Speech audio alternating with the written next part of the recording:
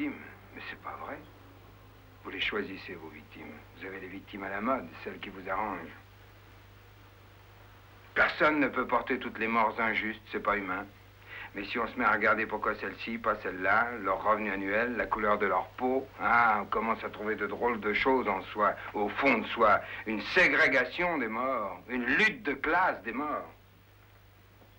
Alors le Vietnam, là, c'est l'unanimité, c'est la bonne conscience retrouvée, c'est la joie, le droit, la liberté, parce que le Vietnam, c'est les Américains, et les Américains, c'est des affreux, des pas comme nous, des pas cultivés, des tyrans, des colonialistes.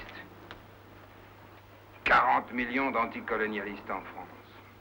Ça n'était pas tellement aperçu pendant l'Algérie, mais nous avons fait des progrès gigantesques. Alors les Américains, on ne se gêne pas pour leur dire ce qu'on en pense, les gros rusés, hein. Remarque qu'en même temps, les investissements américains en France atteignent 2 milliards de dollars. Et aucun rapport. Voilà. Paris ouvre ses portes pour laisser partir les militaires et entrer les capitaux. Moyennant quoi on peut être anti-américain, solidaire du tiers-monde, en toute quiétude, on est couvert.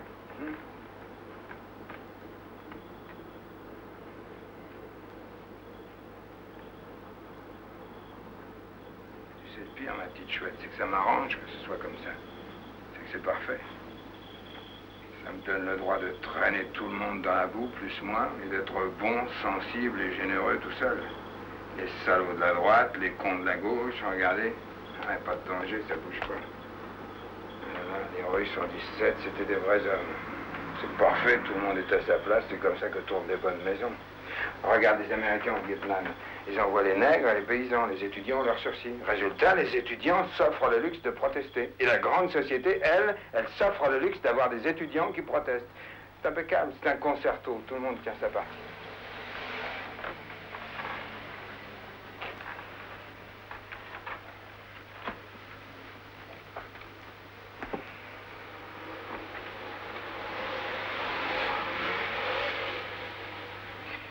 C'est pourquoi je me mets à les détester, ces Américains. Parce qu'ils commencent à en faire trop. Parce qu'ils en font tellement que ça se met à bouger. Ils avaient établi la règle du jeu et tout le monde jouait leur jeu. Et c'était tellement con qu'ils ne s'en sont pas aperçus. Et que ce sont eux qui sont en train de la changer, la règle du jeu. Ça pouvait durer indéfiniment. L'affluence, la coexistence. Et ce sont eux qui vont nous empêcher de jouer. J'étais bien au chaud, moi, dans ma confusion. Et voilà les autres qui viennent me bousculer. Fâche de Johnson. Bobby est plus malin. Il sait bien que la vieille baraque avait encore assez de souffle et assez de ressources pour continuer comme ça. Il y avait du pour, du contre, du yin, du yang, mais on vivait quand même mieux qu'il y a 100 ans.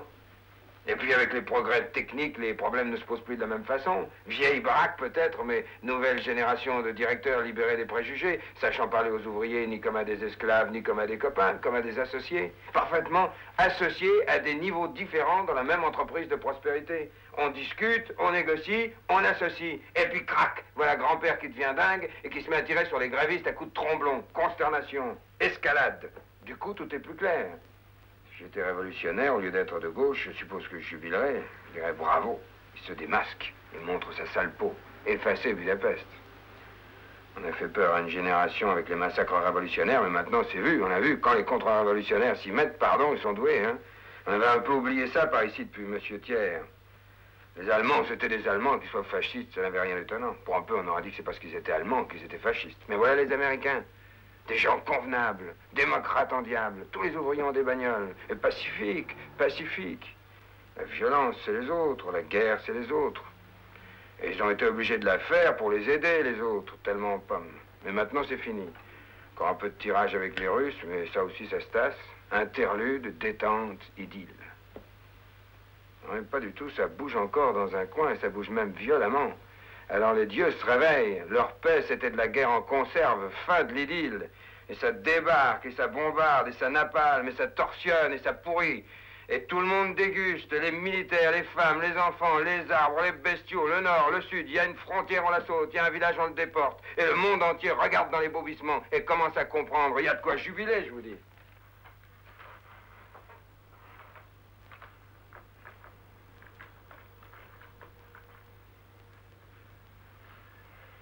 Moi, je ne jubile pas. Je n'ai n'ai qu'une vie. Ils n'ont qu'une vie. Il faudrait que je sois drôlement sûr de savoir donner la mienne pour avoir le droit de les applaudir quand ils donnent la leur. Autrement, ça ressemble trop aux imbéciles du dimanche assis dans leur stade. Allez, Vietnam. Alors là, je bloque. Je veux pas comprendre.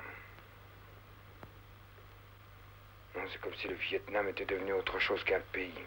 Autre chose même qu'un symbole. Une expérience. Et qu'entre ceux qui attendent qu'elle réussisse et ceux qui attendent qu'elle rate, il s'était établi une espèce de complicité monstrueuse pour qu'elle dure. Et là-dessus, c'est vrai, je me bouche les yeux et je me bouche les oreilles. Parce que si ça veut dire quelque chose, c'est justement que ça dure. Que tout dure, qu'il n'y a pas de fin à rien, ni à la guerre, ni à la cruauté, ni à la violence, à rien.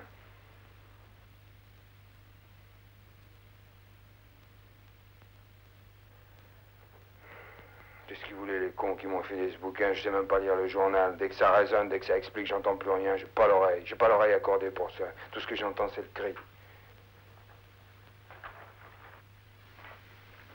Je sais pas comment vous faites, je sais pas comment on peut négocier avec le cri. Je sais pas ce qu'on peut faire d'autre que de creuser comme une bête à la recherche de l'endroit et du moment où on cessera de l'entendre, ne serait-ce qu'une minute. Je ne veux pas écrire leur texte. Je ne veux rien leur dire. Je vais venir près de toi et je vais te parler d'un pays qui n'est pas le Vietnam. D'un pays qui n'existe pas. Je ne veux pas leur écrire. Je ne sais plus rien. Je ne veux plus rien. Je vais leur dire que j'ai peur, que j'ai froid, que je les aime tous, que je les hais, que nous allons tous mourir, que nous aimons vivre. Je sais plus. Je sais rien. Je créerai rien.